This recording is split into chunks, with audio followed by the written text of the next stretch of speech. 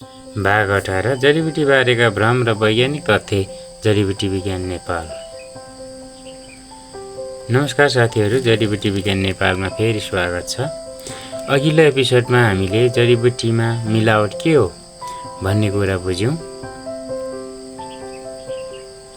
आज हामी जडीबुटी बारे धेरै फैलिएका केही भ्रम र तिनका वैज्ञानिक तथ्यबारे कुरा गर्नेछौँ।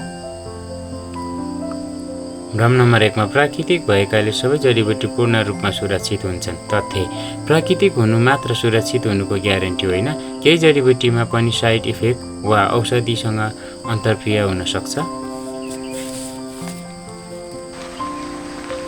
भ्रम नम्बर 2 मा एउटै जडीबुटीले सबै रोग निको पार्छ। तथ्य: अहिलेसम्म कुनै पनि एउटै जडीबुटीले सबै रोग निको पार्छ भन्ने विश्वसनीय वैज्ञानिक प्रमाण छैन। भ्रम नम्बर 3 मा इन्टरनेटमा देखिएको सबै जानकारी सही हुन्छ।